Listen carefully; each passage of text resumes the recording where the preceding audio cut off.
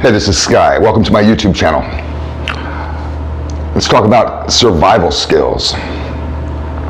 I think it's important for all men to have good survival skills. And I think it's important for you to learn this as a teenager, as a kid. But if you haven't, it's okay. It's never too late to learn how to be a good survivalist. Out in the wilderness, in any kind of scenario, in fact. I've been training in wilderness survival literally since I was a teenager. I went on one of these courses. It was called Outward Bound. My mom sent me there when I was 15, and they have you do all kinds of survival training, and it's followed with, you go for about a month, and at the end, the last week is a solo journey where they send you on your own to survive in the woods by yourself for a week by yourself. My mom was dating at that same time, she was dating this guy Harrison, who was a Special Forces, active duty Special Forces. And Harrison had all these Special Forces buddies, these hot shots, and they would like to, when they had time, to go camping and these types of things when they weren't deployed. And I would go with them, and we would do adventurous type stuff, rock climbing, camping, you name it. I was a city kid. Alleyways, rats, I was an urban dweller. But to have that experience really helped me a lot, to help build confidence in me. And I had been horribly unconfident prior to that. It was an invaluable lesson, one that I have held with me my entire life. When I went homeless, it really wasn't that big of a deal to me because I had excellent survival skills. You could put me out in the woods with a pocket knife and I'll be fine. I could live the rest of my life.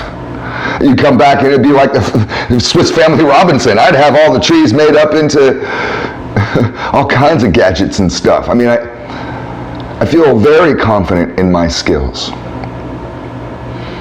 And that's transferred over into how I've navigated my life. I've been broke, I've been rich, life has been a roller coaster ride. None of it matters to me. I don't get freaked out by the news. I don't care if we're going to get ready to go into World War III. That bothers you? It doesn't bother me. I don't care.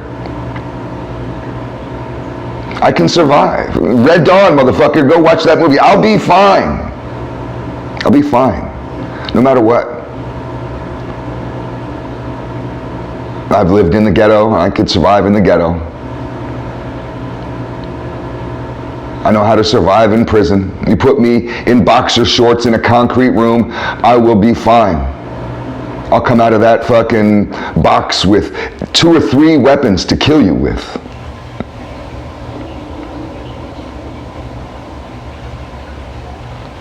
I don't think there's any scenario that I could be put in at this point to where I wouldn't survive and be able to handle it just fine. I think it's a good place to be because we're in tough times. The economy is scary. It's got me nervous. It's preventing me from doing some things that I want to do.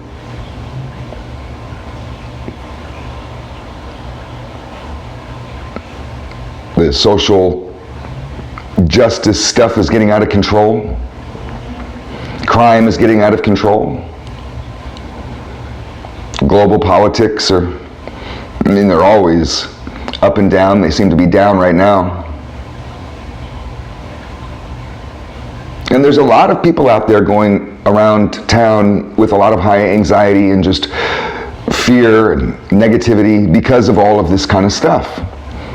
I talk to people in my family and I say, hey, how you doing? And they say, oh, it's terrible. And I think, well, gosh, maybe there's something going on in your life, what, can I help you? Do you need money? Do you need me to come up there? What do you need? They're just absorbing all of the pain and negativity from the world. It's bringing them down. Part of that is a lack of confidence in oneself about survival. You're afraid of the world crumbling because you don't know how to survive without society. This is why I live in a small town now. I moved here from downtown Los Angeles. And before downtown Los Angeles, I lived up in Hollywood. I lived in San Francisco. I've lived in DC. I've lived in cities. I'm a city kid.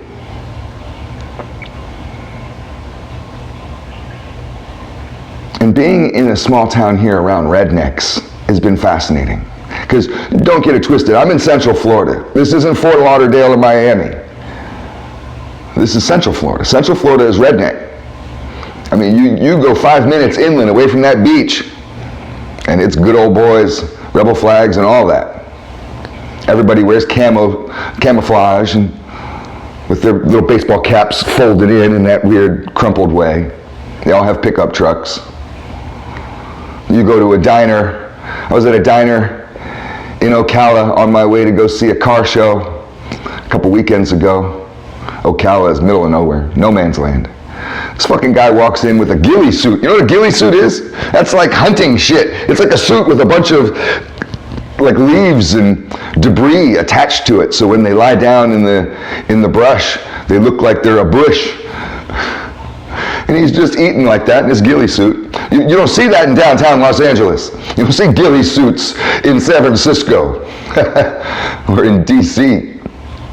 But I tell you, one of the things that I really enjoy about redneck culture and country folk, redneck has kind of a judgmental term to it, but country people, is their confidence in themselves and the resilience they have with life. A lot of them don't have a lot of hang-ups on shit. They just let things pass by and they kind of go with the flow.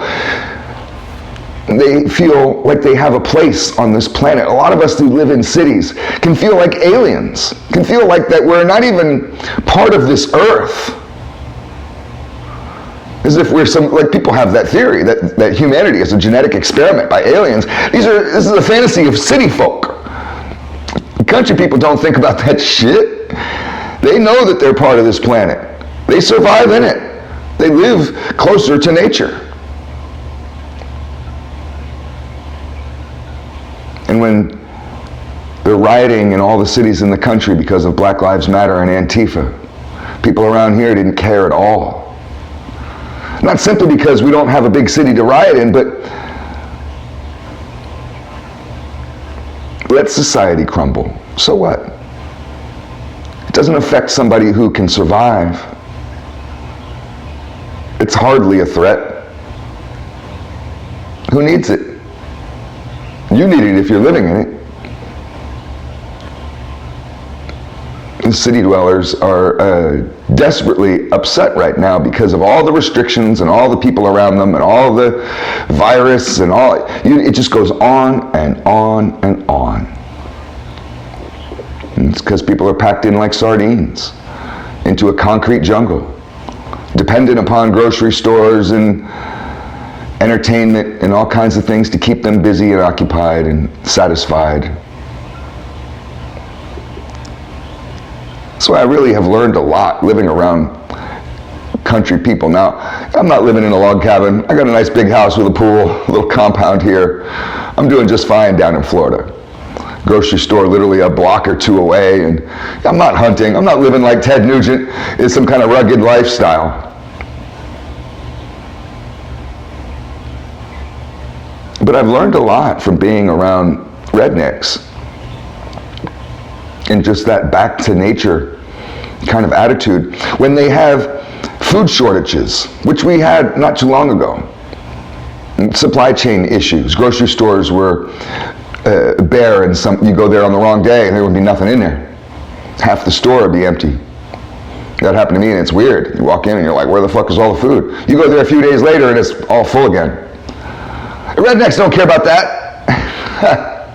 They don't care about that, man. Worst comes to worst, they just go hunt. Can you hunt? Can you trap? Do you know how to set a trap? I bet you don't. I never did until I learned.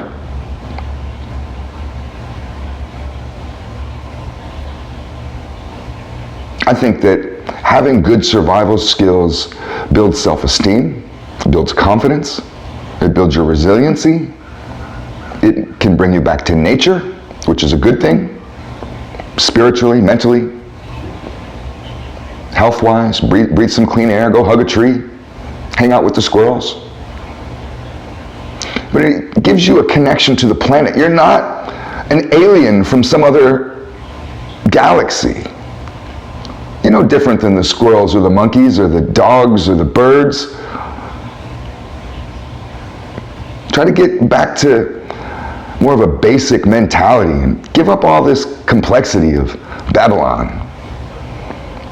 Babylon's going to fall one day. It's prophesized. How will you be ready? You better work on them survival skills, son. Thanks for watching.